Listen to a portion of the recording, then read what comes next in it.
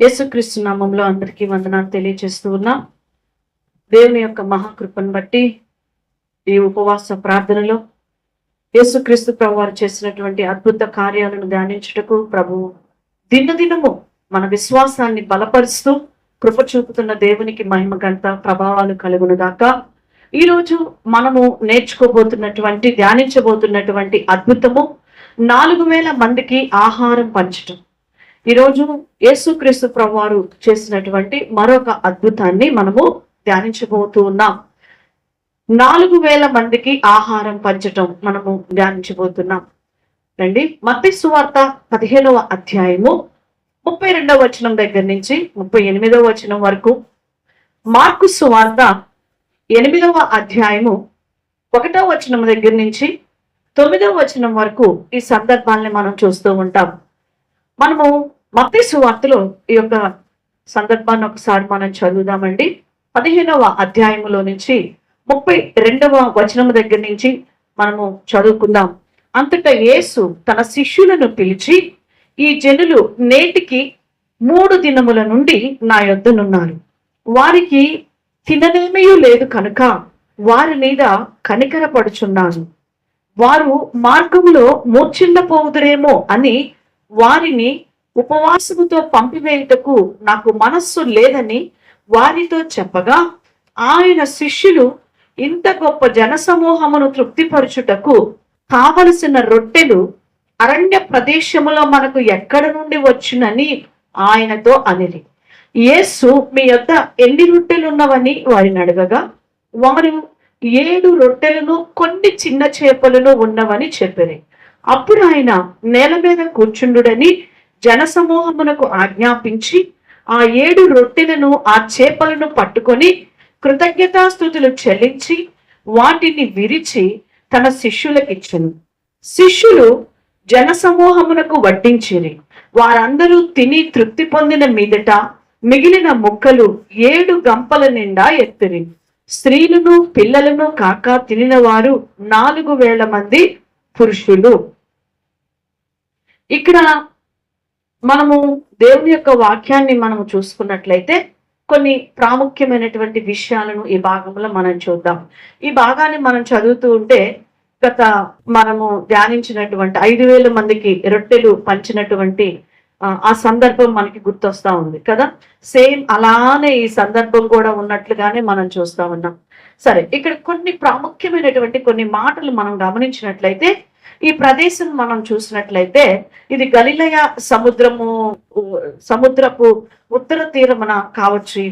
ఇది ఈ ప్రాంతాన్ని గమనించినట్లయితే ఇది అన్యజనుల ప్రాంతముగా మనం చూస్తా ఉన్నాం. ఇది అన్యజనుల ప్రాంతంగా ఉన్నది. ఇంతకు ముందు ఆహారం పెట్టినట్టే ఇక్కడ కూడా అయితే 2 సందర్భాల్లో కూడా ఇప్పుడు పెట్టాడు, ఇంతకు ముందు ఆహారం పెట్టాడు. 5000 మంది ఇంతకు ముందు తిన్నారు, ఇప్పుడేమో 4000 మంది తిన్నారు. 2 సందర్భాల్లో కూడా ఉన్నటువంటి ఒక మాట ఏంటంటే కనికరమును చూపించినట్లుగా మనం చూస్తా ఉన్నాం. దేవుడు ప్రజల మీద కనికరాన్ని చూపిస్తున్నట్లుగా మనం చూస్తా ఉన్నాం. గమనించదగ్గ తేడా ఏంటి అంటే, మనం ఇక్కడ ఆ వాక్యం విన్నటువంటి వారు మొదట అద్భుతం ఇశ్రాయేలుల కొరకు జరిగింది. ఫస్ట్ 5000 మందికి రొట్టెలు పంచినటువంటి ఆ సందర్భంలో అక్కడ ఇజ్రాయిల్ ఉన్నటువంటి ప్రాంతంగా అక్కడ మనం చూస్తా ఉన్నాం. రెండవది అన్యజనుల కోసం, ఇది అన్యజనుల ప్రాంతంలో జరిగినట్లుగా ఈ అద్భుతాన్ని మనం చూస్తా ఉన్నాం. అదేమో ఇజ్రాయిల్లో ఉన్నటువంటి ప్రాంతముగా, అనగా యూదులు ఉన్నటువంటి ప్రాంతముగా మనం చూస్తా ఉన్నాము. ఇప్పుడు జరిగినటువంటి అద్భుతము ఎక్కడ జరిగిందంటే అన్యులు నివసిస్తున్నటువంటి ఆ ప్రాంతంలో జరిగినట్లుగా మనం చూస్తున్నాం. దీనికి ముందు చూసినట్లయితే ఇక్కడ ఒక సందర్భం మనకు గుర్తొస్తుంది. నిన్నటి దినాన మనము వాక్యం ధ్యానించాము కానాను స్త్రీ గురించి. ఆ కానాను స్త్రీకి రొట్టె పెట్టమన్నప్పుడు, ఆ రొట్టె క్షమించండి తన కుమార్తెను బాగు చేయమన్నప్పుడు యేసు ప్రభువారు ఏమంటారంటే పిల్లల రొట్టె కుక్క పిల్లలకు పెట్టుట అనేటువంటి మాటను మనము గమనిస్తాం. దీనిని మనం గమనించినట్లయితే ఆమె చెప్పినటువంటి మనవి ఇక్కడ ఈ 4000 మందికి ఆహారం పెట్టుట ద్వారా నెరవేరినట్లుగా మనం చూస్తున్నాం. ఇజ్రాయేలు అంటే మరి దేవుని బిడ్డలుగా మారుమనసు పొందిన వారిగా మనం గమనించాము. కుక్క పిల్ల అంటే మార్పు లేని అన్ని జనులకు గుర్తుగా మనం చూస్తా వచ్చాము. మరి ఈ సందర్భంలో అంటే ఆ సందర్భం జరిగిన వెంటనే జరిగినటువంటి సందర్భంగా మనం చూస్తున్నాం. దాని తర్వాత జరిగినటువంటి అద్భుతంగా ఇక్కడ మనం గమనిస్తూ ఉన్నాం. అంటే అన్యజనులను కూడా దేవుడు ప్రేమించి, అంటే అక్కడ మాట్లాడినటువంటి ఆ మాట, ఆ వాగ్దానం ఇక్కడ నెరవేరినట్లుగా చూస్తున్నాం. 4,000 మంది అన్యజనులకు అక్కడ ఆహారం పెట్టినట్లుగా మనము చూస్తా ఉన్నాము. సో దీనికి మరి మనము గమనించుకున్నట్లయితే 4,000 సంఖ్య అనేది అందరినీ కలుపుకొనే చెప్పినట్లుగా మనం ఇక్కడ చూస్తా ఉన్నాం. మరి ఇక్కడ మనము గమనించినట్లయితే ఆయన ప్రధాన సేవ రోగులను స్వస్థపరచటం, వాక్యము చెప్పటం. ఇక్కడ మనకి 2 కనిపిస్తా ఉన్నాయి. ఈ సందర్భంలో కూడా మనకి 2 కనిపిస్తా ఉన్నాయి. ఏం చేస్తున్నాడు అంటే ప్రభువారు వాక్యం చెప్పాడు వారికి, ప్లస్ రోగులను ఏం చేస్తూ వచ్చాడు, అక్కడ స్వస్థపరుచు వచ్చాడు. ఈ సందర్భంగా దేవుడు ఎంత కనికరము కలిగిన దేవుడో, ఎంతగా మనల్ని ప్రేమిస్తున్నాడో మనము చూస్తా ఉన్నాం. ఇక ముఖ్యమైనటువంటి విషయాన్ని కనుక మనము ధ్యానించుకున్నట్లయితే, ఒకటి, ఇక్కడ 3 రోజులు ప్రజలు అక్కడే ఉన్నారంట. ఎన్ని రోజులు ఉన్నారంట? 3 రోజులు అక్కడే ఉన్నట్లుగా ప్రభువు చూస్తా ఉన్నారు. వారు ఏమీ తినలేదని ప్రభువు వారి మీద కనికర పట్టం అనేది ఇక్కడ మనము చూస్తా ఉన్నాము. మరి నిజంగా ఎంత గొప్ప దేవుడు అంటే ఆయన ఎలా చూస్తున్నాడంటే ప్రతి ఒక్కరిని కూడా, ప్రతి అవసరతని కూడా చూస్తున్నాడు.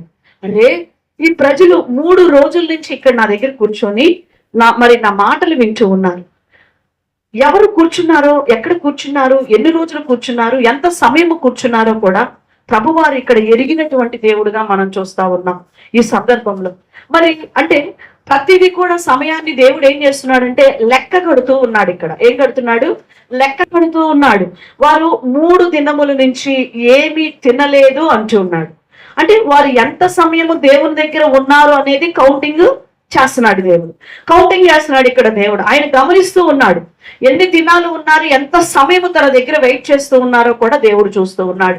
మరి ఇక్కడ మనం నేర్చుకోవాల్సిన విషయం ఏంటంటే, ఈ మాటలో ఉన్నటువంటి ఆ సందర్భం ఏంటి అంటే, మనం నేర్చుకోవాల్సిన పాఠము, మన ప్రార్థనా సమయాన్ని, మన వాక్య సమయాన్ని ఎంతవరకు మనం ఇస్తున్నాం, ఆయన దగ్గర మనం ఎంతవరకు మనము గడుపుతున్నాము, అది కూడా దేవుడు మనం ఏం చేస్తుంటాడు, మనల్ని గమనిస్తుంటాడు. నా బిడ్డ నాతో ఎంతవరకు గడుపుతుంది, ఎంతవరకు ప్రార్థన చేస్తుందో దేవుడికి తెలుసు. ఈరోజు నువ్వు ప్రార్థనకు స్టార్టింగ్ లో వస్తున్నావా, మిడిల్లో వస్తున్నావా, ఎండింగ్ లో వస్తున్నావా, లేక ఒక అరగంట ముందే వస్తున్నావా? ప్రతి సమయము కూడా దేవుడు ఏం చేస్తాడంటే కౌంటింగ్ చేస్తాడంట మన దేవుడు. ఇక్కడ ఆ ప్రజల్ని కౌంటింగ్ చేస్తున్నాడు. అంటే ఎంతసేపటి నుంచి వాడు కూర్చున్నాడు, ఎన్ని రోజుల నుంచి కూర్చున్నాడు, ఎంత సమయం తనతో గడుపుతూ ఉన్నారు అనేటువంటి విషయాన్ని వాళ్ళ దగ్గర వాళ్ళని చూస్తున్నట్లుగా మనం చూస్తూ ఉన్నాం. ఈరోజు నీ జీవితంలో కూడా దేవుని యొక్క సన్నిధిలో నువ్వు చేసే ప్రతిదీ కూడా దేవుడు కౌంటింగ్ చేస్తూ ఉంటాడు. ఆయన సన్నిధికి నువ్వు ఎన్నింటికి వస్తున్నావు, ఎన్నింటికి వెళ్ళిపోతున్నావు, ఎలా గడుపుతున్నావు అనేటువంటి విషయాన్ని కూడా దేవుడు ఏం చేస్తాడు, మనల్ని కౌంటింగ్ చేస్తాడు అని మనం గ్రహించి దేవుని సన్నిధిలో మనము ముందుగా వచ్చే వారముగా ఉండాలని ప్రభు కోరుకుంటూ ఉన్నాడు. హల్లెలూయా. ఈరోజు మనము దేవుని సన్నిధిలో ఎలాగ వస్తున్నాం అనేది ఖచ్చితంగా మనం పరిశీలన చేసుకోవాలి. ఎందుకంటే దేవుడు ప్రతిదీ కౌంటింగ్ చేస్తున్నాడు. వారు 3 రోజుల నుంచి తన యొద్ద ఉన్నట్లుగా కౌంటింగ్ చేసిన దేవుడు, నీవు ప్రార్థనకి ప్రారంభంలో వస్తున్నావా, మిడిల్లో వస్తున్నావా, లాస్ట్ లో వస్తున్నావా, లేక అరగంట ముందుగా వస్తున్నావా అనేది కూడా దేవుడు నీ జీవితంలో కౌంటింగ్ చేస్తాడు. వాక్యము ఎంతసేపు చదువుకుంటున్నావు, ప్రార్థన ఎంతసేపు చేస్తూ ఉన్నావు, ఆయనకి సమయం ఎంత ఇస్తున్నావు, వ్యక్తిగతంగా ఎంత ఇస్తున్నావు, సంఘముతో కూడా ఎంత ఇస్తున్నావు, పరిచర్యలో ఎంత ఇస్తున్నావు, అన్ని కూడా దేవుడు నీ జీవితంలో ఏం చేస్తాడు, కౌంటింగ్ చేస్తాడని మనము నేర్చుకుంటూ ఈ పాఠం ద్వారా మనం ముందుకు వెళ్దాం. రెండో విషయాన్ని మనం గమనించినట్లయితే, ఇక్కడ వారు ఆకలితో ఉండటం ప్రభువు చూశాడంట. ఎలా ఉన్నారంట? వాళ్ళు ఆకలితో ఉన్నారు. ఈ 4,000 మంది కూడా 3 దినాల నుంచి ఏమీ తినకుండా ఆకలితో ఉన్నట్లుగా మనం చూస్తున్నాం. ఇప్పుడైతే నువ్వు ప్రభువు కొరకు, ఎప్పుడైతే నీ జీవితంలో దేవుని కొరకు నువ్వు కనిపెట్టుకొని ప్రభువుతో ఉంటావో, వారి మీద కనికర పడేటువంటి దేవుడుగా మన దేవుడు ఇక్కడ మనకు కనిపిస్తా ఉన్నాడు. ఈరోజు నీ జీవితంలో కూడా ఎంత సమయం నువ్వు కనిపెట్టుకుంటున్నావు నాకు తెలియదు, కానీ ఆ సమయాన్ని కౌంటింగ్ చేసిన దేవుడు నీ మీద కనికరం చూపించకుండా ఉండడు. హల్లెలూయా. ఖచ్చితంగా నీ మీద, నీ కుటుంబం మీద ఏం చూపిస్తాడంట, దేవుడు కనికరం చూపిస్తూ ఉంటాడు. అయితే మనం ఎక్కడ తప్పిపోయాము, ఎక్కడ అవిధేయతలోకి వచ్చేసాము అనేది మన జీవితంలో మనము సరిచేసుకోవాలి. మనం ప్రభు సన్నిధిలో నిలబడే వ్యక్తులమైతే ఆయన అడగకపోయినా మన అవసరాలు ఏం చేస్తాడంట, తీర్చేటువంటి దేవుడుగా మన జీవితాల్లో ఉన్నాడు. దేవునికి మనకి మధ్య పాపము అడ్డుబండగా ఉంటూ ఉన్నది. ఆయన మన మీద కనికెర పడకుండా ఉండటానికి దేవునికి మనకి మధ్య పాపం అనేది అడ్డుగా పడుతూ ఉన్నది. అయితే మనము పాపం అనే అడ్డుగోడను ఏం చేసేయాలంట, పడగొట్టి ప్రభు దగ్గరకు సమీపంగా మనం వెళ్ళేటువంటి వారంగా మనం ఉండాలి. ఆయనకు సమీపంగా ఉండాలని దేవుడు మనల్ని కోరుకుంటున్నాడు. వాక్యము చదువుతూ ఉంటే దేవుని మనసు మనకు అర్థమైపోతుంటది. దేవుడు మన గురించి ఏం ఆలోచిస్తూ ఉన్నాడు, దేవుడు మన మీద ఎంత ప్రేమ చూపుతూ ఉన్నాడు, మనల్ని ఏం చేయమంటున్నాడు అనే దేవుని మనసు మనకు అర్థమవుతుంది. ఆ మనసే దేవుని యొక్క వాక్యము. ఎప్పుడైతే నువ్వు వాక్యము చదువుతావో ఆ మనసును నువ్వు అర్థం చేసుకోగలిగి దేవునితో గడపగలుగుతావు. దేవునితో నువ్వు గడపడం ప్రారంభించినప్పుడు దేవుడు నీ మీద కనికిరం చూపించడం ప్రారంభిస్తాడు. హల్లెలూయా. వాక్యము మరి ఆ విధంగా మనల్ని నడిపిస్తూ ఉంటది. ఆకలితో ఉన్న ప్రజలు పంపించేస్తే ఎక్కడ అక్కడ చక్కగా రాశాడు కదా మత్తయి సువార్తలో, వీరు వెళ్ళిపోతూ ఉంటే బహుశా ఏమొచ్చేస్తే వీళ్ళకి మూర్ఛలు వచ్చేస్తాయి, అంటే కళ్ళు తిరిగి పడిపోతారేమో. ఎందుకంటే 3 days అవుతుంది, 3 రోజుల నుంచి. మన వాళ్ళు ఒక్క పూట ఉపవాసం ఉండమంటే కష్టం. వారంలో శనివారం ఒక్క పూట ఉపవాసం కూడా ఉండరు. ఆ రోజు బిర్యానీ కనపడిందా, ఓ మీ బుష్ అయిపోయింది. మన వాళ్ళ కడుపులో ఉంటుంది అన్నమాట ఆ బిర్యానీ. ఫాస్టింగ్ ఉష్కాకి అయిపోతుంది. ఏదన్నా చూడంగానే పెళ్ళున్నా ఏదన్నా వెంటనే ఆ ఉపవాసం అయిపోతుంది. మన వాళ్ళు వారంలో ఒక పూట కూడా ఉపవాసం ఉండలేదు. కానీ వీళ్ళు నిజంగా వీళ్ళ ఆసక్తిని చూడండి. 3 రోజులు కదలకుండా మెదలకుండా 3 days అక్కడే కూర్చొని వాక్యం వింటున్నారంటే వీళ్ళకి దేవుని మీద ఉన్న విశ్వాసము, ప్రేమ ఎంత గొప్పదో ఇక్కడ మన ఆసక్తి. వీళ్ళలో మొదట మనకి ఆసక్తి బాగా కనిపిస్తుంది.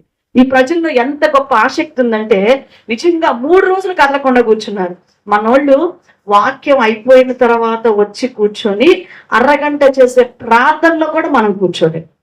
అరగంట ప్రార్థనలో కూడా 60 సార్లు మనం బయటకు వెళ్ళి వస్తూ ఉంటాం. 60 సార్లు దిక్కులు చూస్తూ ఉంటాం. మనసు పలు వింతగా అటు పంపిస్తాం, ఇటు పంపిస్తాం, మన చెవులను అటు పంపిస్తాం, మన మనసును అటు పంపిస్తాం. అవసరమైతే మన కాళ్ళు కూడా పైకి లేచి వెళ్ళిపోతూ ఉంటాయి. ఇక లాభం లేదు, మనసు ఒక్కటే వెళ్తే లాభం లేదని మన దేహం కూడా వెళ్ళిపోతూ ఉంటుంది అనమాట. ఇలాంటి పరిస్థితుల్లోనికి మనం వెళ్ళిపోతాం. వాళ్ళ ఆసక్తిని చూడండి, అంత ఆశగా వాడు కూర్చున్నారు కాబట్టి వాళ్ళు ఎక్కడ మూర్ఛలు వచ్చి పడిపోతారు, స్పృహ తప్పి పడిపోతారు అని అలా ఆ విధంగా వారిని ఇంటికి పంపించడం దేవుడికి ఇష్టము లేదు. నీవు కూడా దేవుని సన్నిధిని ప్రేమించి ఈరోజు ఆయన సన్నిధిలో నువ్వు వాక్యం వినాలని, నీకు ఎన్ని పనులున్నా కూడా నువ్వు ఫోన్ ఆన్ చేసి యూట్యూబ్ ద్వారా దేవుని వాక్యాన్ని వింటున్నావు. అలాగే నీకు ఎన్ని పనులున్నా పక్కన పెట్టేసి దేవుని మందిరంలోకి వచ్చి కూర్చొని నువ్వు వాక్యం వింటూ ఉన్నావు. నిన్ను అదే మనసుతో, అదే భారమైన మనసుతో, అదే దుఃఖమైన మనసుతో, అదే వేదనైన మనసుతో, అదే సమస్యలతో ఉన్న మనసుతో నిన్నింటికి పంపించడం దేవుడికి ఇష్టం ఉండదు. హల్లెలూయా. మన దేవుడు కనికరము కలిగిన దేవుడు. అదే మనసుతో నువ్వు పంపించడం ఇష్టం లేదు. ఎందుకంటే ఆయన మీద నీకున్న శ్రద్ధ, ఆయన దగ్గరికి వస్తే నీకు కార్యం జరిగిద్దని ఆ మనసు నువ్వు శ్రద్ధగా వచ్చి కూర్చుంటున్నావు చూడు, ఆ మనసును ఆయన చూస్తూ ఉన్నాడు. కాబట్టి నీ బాధల్లో, నీ యొక్క పరిస్థితుల్లో, ఆ వేదనలో నిన్ను విడిచిపెట్టే దేవుడు కాదు అని ఈరోజు నువ్వు గ్రహించాలి. దేవుడు మన శక్తిని, మన ఆరోగ్యాన్ని కోరుకునేటువంటి దేవుడుగా ఉన్నాడు. మన ఆరోగ్యాన్ని కూడా కోరుకునే దేవుడు. అక్కడ వారి ఆరోగ్యాన్ని చూస్తున్నాడా లేదా, వారి ఆరోగ్యాన్ని కోరుకుంటున్నాడా లేదా దేవుడు? మరి నీ దేవుడు నీ కుటుంబ ఆరోగ్యాన్ని కోరుకోడా, నీ ఆరోగ్యాన్ని కోరుకోడా, నీ ప్రతి అవసరత కోరుకోడా? ఒకసారి మనం పరిశీలన చేసుకోవాలి. మూడవదిగా ఇక్కడ మనం గమనించినట్లయితే శిష్యులు ప్రశ్నిస్తున్నారు, అరణ్యములో ఇంతమందికి భోజనం ఎలా పెడతాం? మార్కు సువార్తలో చేస్తే ఎలా పెడతాం? యేసయ్య అప్పుడు అడుగుతున్నాడు వాళ్ళని, ఎన్ని రొట్టెలు ఉన్నాయి నీ దగ్గర అని అడిగాడు. అడిగితే వారు ఎన్నని చెప్తున్నారు, ఇక్కడ 7 రొట్టెలు ఉన్నాయి. 7 రొట్టెలు ప్లస్ కొన్ని చిన్ని చేపలు, చేపలల్లా చిన్ని చేపలు, కొన్ని చిన్ని చేపలు ఉన్నాయి. ఈ చేపల గురించి, రొట్టెల గురించి మనము 5 రొట్టెలు 2 చేపలు చెప్పుకున్నప్పుడు మనం ధ్యానించాం. కొన్ని రోల్స్తో కూడినటువంటి రొట్టెలు అయి ఉంటాయని, నిల్వ ఉండేటువంటి చిన్న చేపలు పికిల్ టైప్లో నిల్వ ఉండే విధంగా చేసినటువంటివి అయి ఉండొచ్చు అని మనము చెప్పుకుంటూ వచ్చాము. సో ఏది ఏమైనా మనము రోగాల్లో, బాధల్లో ఉండాలని ప్రభువు మనసు లేదు. ఆయన మనసు ఎలాగ ఉంది అంటే మనం వీటన్నిటినీ అన్నిటి నుంచి బయటికి రావాలని కోరుకుంటున్నాడు. మన కన్నీరు తుడిచి మనల్ని ఆదరించాలి అని మన ప్రభువారు మనల్ని కోరుకుంటూ ఉన్నారు మన విషయంలో. కాబట్టి ప్రభువు మనస్సును మనం గ్రహించాలి. ఎంతగా మనల్ని ఆయన ప్రేమిస్తున్నాడు అనేటువంటి విషయము ఈ వాక్య భాగం ద్వారా మనకి అర్థమవుతుంది. ఎంత ప్రేమిస్తున్నాడంటే వారిని అలా పంపించటం ఇష్టము లేక మీ దగ్గర ఎన్నున్నాయి, ఏమున్నాయి అని అడుగుతూ ఉన్నాడు ఆయన. అక్కడ మనం చూసినట్లయితే అక్కడ ఏమున్నాయి అని చెప్తూ ఉన్నాడంటే కొన్ని 7 రొట్టెలు చిన్న చేపలు ఉన్నాయని చెప్పినప్పుడు అవి విస్తరించబడినట్లుగా మనం చూస్తా ఉన్నాం. ఆయన చేతుల్లోనికి ఆ రొట్టెలు ఆ చిన్ని చేపలు వెళ్ళిపోయినప్పుడు అవి బహుగా విస్తరించినట్లుగా మనం చూస్తూ ఉన్నాం. దేవుడు సమృద్ధిగా దీవించినట్లుగా మనం చూస్తున్నాం. ఇక్కడ ఒక విషయాన్ని నువ్వు గమనించాలి. నీ కళ్ళు బాగా వినండి. నీ కళ్ళు దేవుని వైపు చూస్తే నీ చేతులు నింపబడతాయండి. ఏమవుతాయి? నీ చేతులు ఆశీర్వాదములతో నింపబడతాయి. కానీ నీ కళ్ళు ఎటువైపు చూడాలి? దేవుని వైపు చూడాలి. అంతే, దేవుని వైపు చూడాలి. యేసుక్రీస్తు ప్రభువారే మనకు మాదిరి. ఆ రొట్టెలను చేతులతో తీసుకొని తండ్రైన దేవుని వైపు చూస్తూ కృతజ్ఞతాస్తుతులు చెల్లించి విరిచాడట. అవి ఏమైపోయినాయి? మల్టీ అయిపోయినట్లుగా మనం చూస్తూ ఉన్నాం. మల్టిప్లై చేసేసాడు దేవుడు. అక్కడ విస్తరించినాయి, బహుగా విస్తరించేసినాయి. ఈ రోజు నీ కళ్ళు దేవుని వైపు చూస్తే నీ చేతులు నింపబడతాయి ఆశీర్వాదాలతో. నువ్వేది అడుగుతున్నావో ఆ ఫలములతో నీ చేతులు నింపబడతాయి అంటున్నాడు దేవుడు. కానీ నీ కళ్ళు ఎటు చూస్తూ ఉన్నాయి? దేని వైపు చూస్తూ ఉన్నాయి నీ కళ్ళు? ఆ రొట్టెనే చూస్తున్నాయో, అయ్యో 7 రొట్టెలే ఉన్నాయి, 4,000 మందికి అవుతుందా అవదా? 7 రొట్టెలే ఉన్నాయి, 4,000 మందికి వస్తాయా రావా? కొంచెమే చేపలు ఉన్నాయి, అవుతాయా అవదా? ఇలా నువ్వు వాటి వైపు చూడకూడదు. ఎవరి వైపు చూడాలంట? దేవుని వైపు. సర్వజీవుల కనులు ఆయన వైపు చూచుచున్నవని దేవుని యొక్క వాక్యం మనకు సెలవిస్తా ఉంది. మనము ఆయన వైపు చూసేటువంటి వారముగా మనం ఉండాలి. నువ్వు ఆయన వైపు చూస్తే నీ చేతులు ఆశీర్వాదముతో, నీ చేతులు సమృద్ధితో నింపబడతాయి. లేదంటే లేమి అనేది మన జీవితాల్లో ఎప్పుడూ తాండవిస్తూనే ఉంటుంది. మరొక విషయాన్ని ఇక్కడ మనం గమనించుకున్నట్లయితే 5 రొట్టెలేమో 5,000 మందికి పంచారు, 12 గంపలు ఎత్తారు. ఇవి కంటిన్యూషన్ సబ్జెక్ట్ లాగా కదా ఇవి. సో 5 రొట్టెలు ఎంతమంది తిన్నారు? 5,000 మందికి. తర్వాత ఎన్ని గంపలు ఎత్తారు? 12 గంపలు ఎత్తారు. ఇక్కడ 7 రొట్టెలు ఎంతమంది తిన్నారు? 4,000 మంది తిన్నారు. ఎన్ని గంపలు ఎత్తారు? 7 గంపలు ఎత్తారు. మీరు మార్క్స్ వార్తలు కూడా చదువుకుంటే కనిపిస్తుంది. 7 గంపలు ఎత్తారు. 5 రొట్టెలు 5,000 అయితే 7 రొట్టెలు 7,000 మందికి అవ్వాలి కదా. ఎందుకు అవ్వలేదు? దీని నుంచి మనము కొన్ని ఆత్మీయ పాఠాలు మనం ఇక్కడ కొన్ని నేర్చుకోవాలి. ఈ మాటను బట్టి కొన్ని ఆత్మీయ పాఠాలు మనము కొన్ని నేర్చుకుందాం. మార్కు సువార్తలో ఉంటది. అక్కడ ప్రభువారు అక్కడ ఏమంటాడంటే కాపరి లేని వారి వలె ఉన్నారు అని వారి మీద కనికరపడ్డాడంట. ఎవరు లేని వారుగా? కాపరి లేని వారిగా ఉన్నారు అని మనం చూస్తాము. ఎప్పుడు 5 రొట్టెలు 5,000 మందికి పంచినప్పుడు, 5 రొట్టెలు 5,000 మందికి పంచినప్పుడు కాపరి లేని వారిగా ఉన్నారు అని ప్రభువారు వారి మీద ఏం పడ్డాడంటే కనికరపడ్డాడు. ఇక్కడ 7 రొట్టెలు 4,000 మందికి పంచేటప్పుడు వారు ఎలాగున్నారంటే ఉపవాసముతో ఉన్నారు. ఎన్ని రోజులు? 3 రోజులు. 3 రోజులు ఉపవాసంతో ఉన్నారు. అలాగా వెళ్ళటం ఇష్టం లేదు కాబట్టి వారి మీద ఏం చూపించాడు దేవుడు? కనికరపడ్డాడు. వ్యత్యాసం మనకు కనిపిస్తుంది. మనం దేవుణ్ణి ఎంతగా అర్థం చేసుకోగలమో అంతగా ఎదగలుగుతాం. మనం ఆయన్ని అర్థం చేసుకోవాలి అంటే మన ఆత్మీయ స్థితిని చూచి ఆయన మన మీద కనికర పడుతూ ఉండాలి అంటే ఆయన అర్థం చేసుకోవాలంటే వాక్యమే. వాక్యము ఆయన మనస్సు. ఈ పరిశుద్ధ గ్రంథము దేవుని యొక్క వాక్యము. ఇది ఆయన మనస్సు. నువ్వు వాక్యాన్ని చదువుతూ ఉంటుంటే ఆయన మనస్సు నీకు ఆటోమేటిక్ గా అర్థమైపోతా ఉంటది. దేవుడు ఏం చెప్తున్నాడు ఏంటి అనేది మనకి ఆటోమేటిక్ గా అర్థమైపోతా ఉంటది.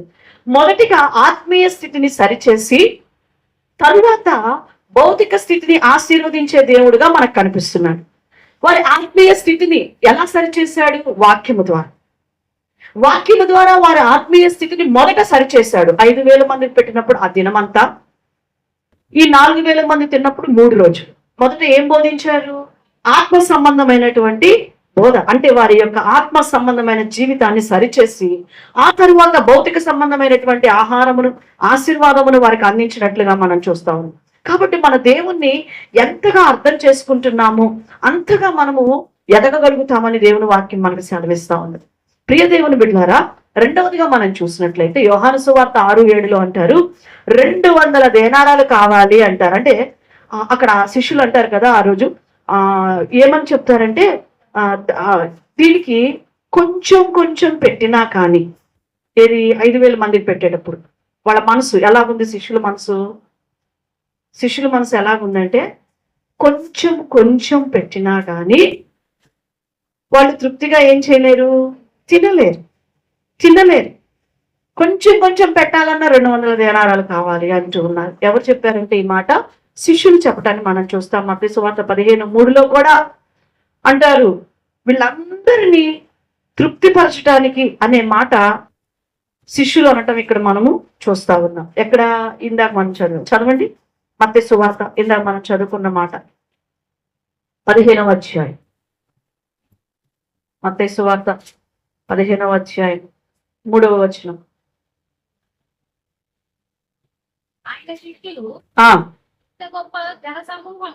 ఇంత గొప్ప జన సమూహమును తృప్తిపరచుటకు ఎక్కడి నుండి వచ్చి తృప్తిపరచడానికి అంటే ఇది ఇది ఇది ఈ మాట ఎక్కడ అన్నారు? 5,000 మందికి పంచిన సందర్భంలో వాళ్ళని తృప్తిపరచడానికి అన్ని రొట్టెలు ఎక్కడి నుంచి వస్తాయి? ఉన్నాయి. కొంచెం కొంచెం పెట్టినా కూడా 200 దేనారాలు పెట్టి కొంచెం కొంచెం పెట్టినా కూడా తృప్తి అనేది వారికి రాదు అంటున్నారు. ఇక్కడ ఏమంటూ ఉన్నారు అంటే, శిష్యుల యొక్క విశ్వాసం ఇక్కడ బలపరచబడటం ఇక్కడ మనం చూస్తా ఉన్నాం.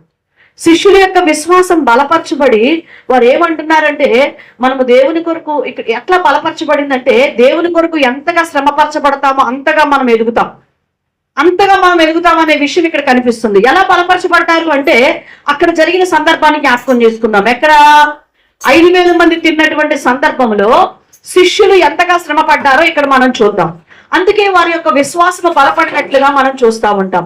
విశ్వాసము కొంచెము స్థాయి నుంచి తృప్తిపరచబడే స్థాయికి వెళ్ళిపోయింది వారి విశ్వాసం. ఎలాగా అంటే, వాళ్ళలో కష్టపడ్డారు కాబట్టి మొదటిసారి 5,000 మందికి పంచారంట. ఎంతమందికి పంచారు? 5,000 మందికి పంచారు. మొదటిసారి మనం చూస్తాము. వాడు కష్టపడే విషయాల్లో పంక్తులు తీరి కూర్చోబెట్టమన్నాడు దేవుడు శిష్యుల్ని. ఎంతమంది శిష్యులు ఉన్నారు? 12 మంది. అక్కడ జనం ఎంతమంది ఉన్నారు? 5,000 మంది. ఎవరు వాళ్ళు? పురుషులు. మిగతా స్త్రీలు, పిల్లల్ని మనం లిస్ట్ వేసుకున్నాం. ఎన్ని వేల మంది అయ్యారు? 20,000 మంది పంక్తులు తీరి కూర్చోబెట్టగలమా? చాలా కష్టమా కాదు? మేము పెద్దవాళ్ళ పరిచర్య అంటే ఓకే, మనకుండే కొద్దిమంది ఒక 100 లోపు అలా కూర్చుంటారు, ఓకే. చిన్నపిల్లల సండే స్కూల్ పరిచర్య వచ్చేసరికి మేము చిన్నపిల్లల రిట్రీట్ పెడుతున్నప్పుడు పిల్లలు 10 మంది ఉన్నా, బాగా వినండి, 10 మంది పిల్లలున్నా, 50 మంది పిల్లలున్నా, 100 మంది పిల్లలున్నా, 200 మంది పిల్లలు వచ్చినా రిట్రీట్లు పెట్టేటప్పుడు ఒక్కోసారి ఆ పిల్లల్ని క్రమంగా కూర్చోబెట్టడం చాలా కష్టం. చాలా కష్టం. మేము పిల్లల్ని అస్సలు అది అయిపోయే వరకు, ఆ ప్రోగ్రామ్ అయిపోయే వరకు కూడా మధ్యలో ఏం చేస్తుంటానంటే, నేను వాలంటీర్స్ని కూర్చోబెడుతూ ఉంటాను. మేము ఇక్కడ లెసన్ చెప్తూ ఉన్నప్పుడు, మేము పిల్లలకి ఇక్కడ ప్రోగ్రామ్స్ చూపిస్తూ ఉన్నప్పుడు వాలంటీర్స్ అక్కడక్కడ మధ్యలో కూర్చుంటారు. ఎందుకంటే ఆ పిల్లల్ని కంట్రోల్ చేసి క్రమంగా కూర్చోబెట్టడం కోసం, ఆ లైన్లో కూర్చోబెట్టడం కోసం. నిజంగా శిష్యులు ఎంత కష్టపడి ఉంటారు. ప్రభువారు 100 మందిని కూర్చోబెట్టమన్నప్పుడు ఏమన్నా సరే 5,000 మంది ఉన్నారు లేక ఎట్లా కూర్చోబెట్టారనుకోవడానికి 20 మంది దాకా ఉన్నారు. వాళ్ళలో పిల్ల జల్లా ఉన్నారు. వాళ్ళు ఎంత కష్టపడి ఉంటారు. ఒక కష్టం. రెండోది, ఆహారాన్ని వెతకమన్నాడు. ఆహారము ఎవరి దగ్గర ఉందో ఏం చేయండి అన్నాడు? వెతకండి అన్నాడు. అక్కడ వెతకటం ఎంత కష్టం అండి. అన్ని వేల మందిలో నీ దగ్గర ఉందా ఆహారం వెతకటం ఎంత కష్టం. అంతమందిలో ఏమన్నా ఈ రోజుల్లో లాగా అహూజా మౌతులు, పెద్ద డీజే బాక్సులు ఉన్నాయి. ఆ రోజుల్లో డీజే బాక్సులు ఉన్నాయి. నాకు ఇప్పుడు కూడా ఎంత ఆశ్చర్యం అంటే, నేను దాన్ని ఎప్పుడు కూడా నేను చాలా అలాంటి ఆలోచనలోకి వెళ్తాను. అన్ని వేల మందితో యేసయ్య ఎలా మాట్లాడాడు అన్ని వేల మందితోటి? ఎలా వినపడింది ఆయన వాయిస్? ఎంత పిన్ డ్రాప్ సైలెంట్గా ఉంటే మాత్రం అసలు ఎలా? అసలు నిజంగా అమ్మో, నాకు చాలా ఆశ్చర్యం వస్తుంది. అది పేతురు గారు మాట్లాడారు. 3,000 మంది ఉన్నప్పుడు పేతురు కూడా మాట్లాడారు. వాళ్ళకి ఆ రోజుల్లో ఏ బాక్సులు లేవు, ఏ డీజే బాక్సులు లేవు, ఏమీ లేవు. అసలుకి ఏ స్ట్రేంజర్లు కూడా లేవండి. చిన్న స్ట్రేంజర్స్ కూడా లేవు, బ్యాటరీ మౌతులు లేవు, ఏమీ లేవు. నిజంగా ఎంత వండర్ అండి. అంటే వా వినేవాళ్ళు అంత అసలు, అంటే అక్కడ ఒక మనిషి లేదు అన్నట్టు కూర్చుని ఉంటారు. ఈ కూర్చొని ఇట్లా, ఇట్లా, అట్లా గొడవలు చేస్తుంటే ఇంకేం గొంతు వినపడిద్దండి. మనకిప్పుడు కరెంట్ పోతే వాయిస్ వినపడటం చాలా కష్టం. చాలా కష్టం. మరి నిజంగా దేవుడు నిజంగా ఎంత గొప్ప దేవుడో, ఆయన యొక్క కార్యాలు ఎంత గొప్ప ఘనకార్యాలో చూస్తున్నాం. సరే, ఇక్కడ ఈ రెండవ కష్టం ఏంటంటే వీళ్ళు ఆహారం వెలగటం చాలా కష్టం అండి. చాలా కష్టం. అంత మందిలో ఎవరి దగ్గర ఏ ఆహారం ఉండదు అనేది వెతకటం చాలా కష్టం. మూడవది వడ్డించటం ఇంకా కష్టం. వడ్డించటం చాలా కష్టం. పాపం వడ్డించేటువంటి వాళ్ళకి ఎప్పుడు అక్షంతలు పడుతూనే ఉంటాయి. ఎక్కడైనా ఎక్కడైనా చూడండి, ప్రార్థనల దగ్గర వడ్డించేటువంటి వాళ్ళని భయంకరంగా మాట్లాడుతూ ఉంటారు చాలా మంది. వాళ్ళు ఏంటంటే వచ్చిన వాళ్ళందరికీ సరిపోవాలన్న ఒక ఉద్దేశంతోటి, అందరికీ కావాలన్న ఒక ఉద్దేశంతో కొంచెం కొంచెంగా అలా అలా అలా అన్ని అడ్జస్ట్ చేస్తూ వడ్డిస్తూ ఉంటారు. నాకు ఒక ముక్కే వేశారు, నాకు ఇంత పులిసే వేశారు, ఈ కూరే వేశారు, వాళ్ళకి ఇంత వేశారు, ఏదో పొరపాటున బై మిస్టేక్ పడింది, కానీ వాళ్ళకి ప్రతిసారి పాపం అక్షింతలు పడుతూనే ఉంటాయి. అలాంటిది అన్ని వేల మందికి 12 మంది వడ్డించారు అంటే కష్టమా కాదు? వేల మందికి 12 మంది వడ్డించారంటే కష్టమా కాదు? చాలా కష్టం అండి. చాలా కష్టం. మనం వినటానికి బాగానే ఉంది, కానీ ఇంకొక కష్టం ఏంటంటే మిగిలిపోయినాయి అంట ముక్కలు. ఏమైపోయినాయి? ఇది ఇంకా కష్టం. ఈ బాధ నాకే తెలుసు. ఈ బాధ నాకే తెలుసు. మనము ప్రార్థనలు పెట్టినప్పుడు కొన్నిసార్లు సమృద్ధిగా మిగిలిపోతా ఉంటుంది. మిగిలిపోయినటువంటిది షేర్ చేయటం ఎంత కష్టమో మీకు తెలియదు. అది వండించటము ఈజీ అనిపించింది దానికంటే. టక్క టక్క తీసుకొచ్చేసి వండించే మెయింటింగ్ చాలా ఈజీగా అనిపిస్తుంది. మిగిలిన దాన్ని ఆ పరిచర్య చేసిన వాళ్ళకి వీళ్ళకి షేర్ చేసి, అమ్మ మీరు తీసుకెళ్ళండి.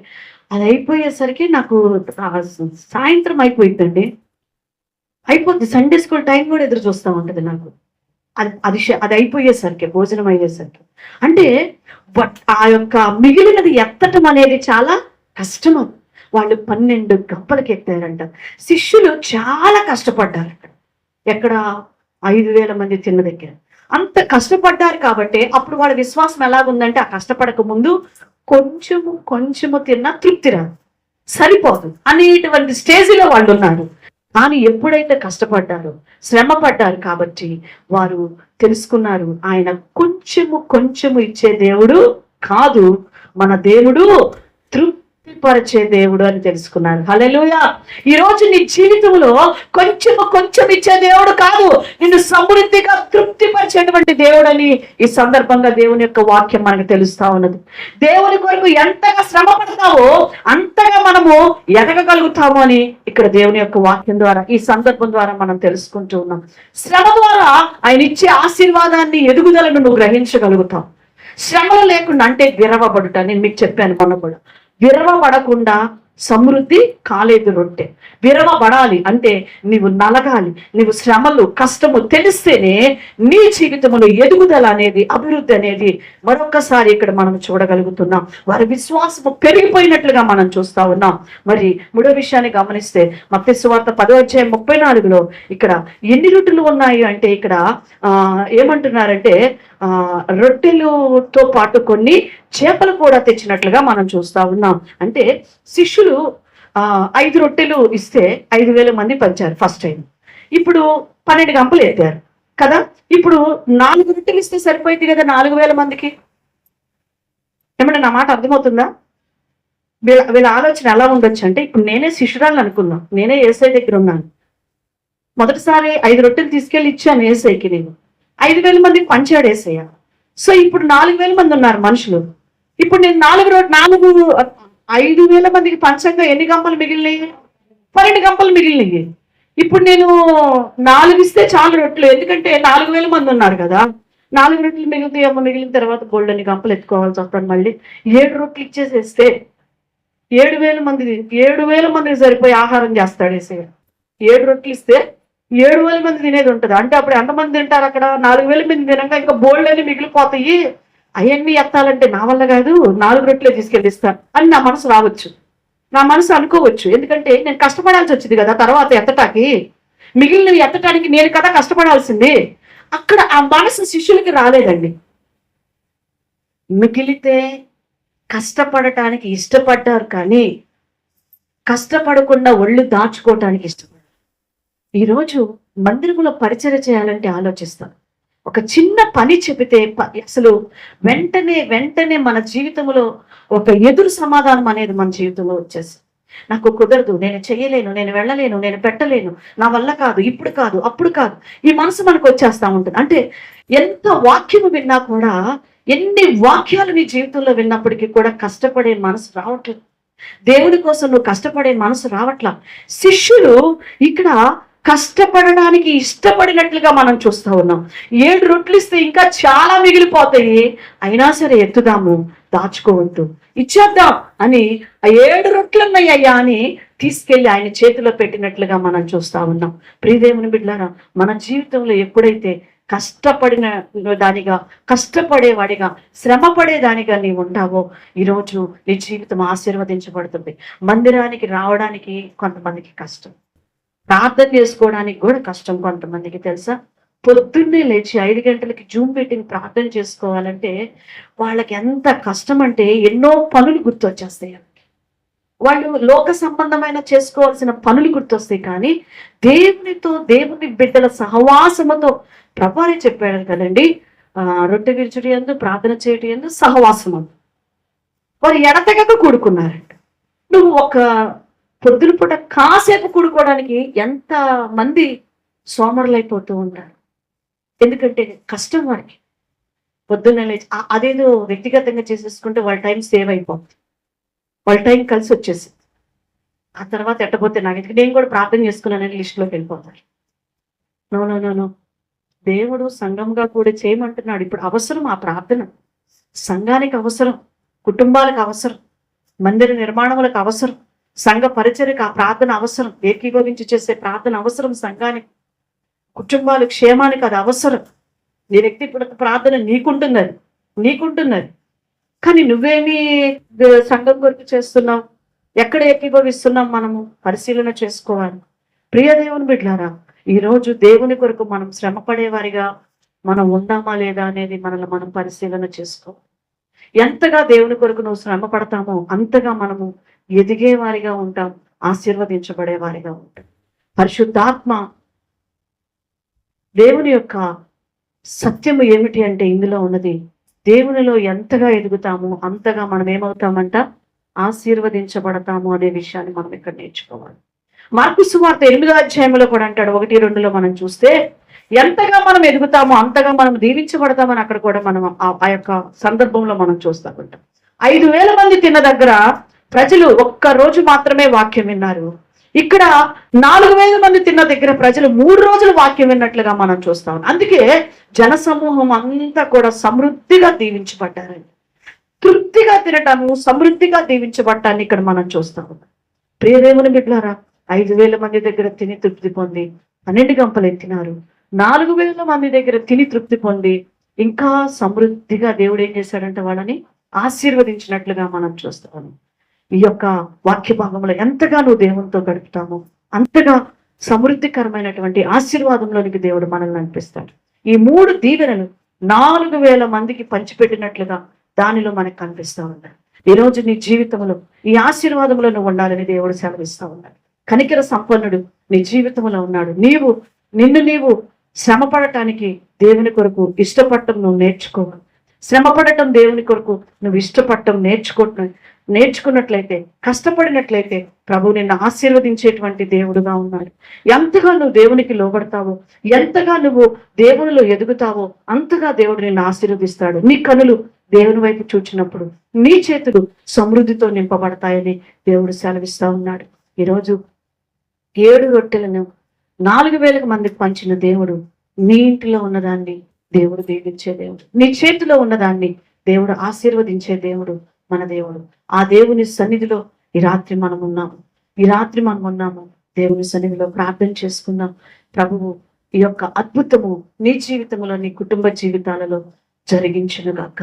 మన విశ్వాసము కూడా సమృద్ధిగా, శిష్యుల విశ్వాసము పెంపొందించబడినట్లుగా, విస్తరించినట్లుగా వారి విశ్వాసము, మన విశ్వాసము కూడా అభివృద్ధి చెందునుగాక. God bless you.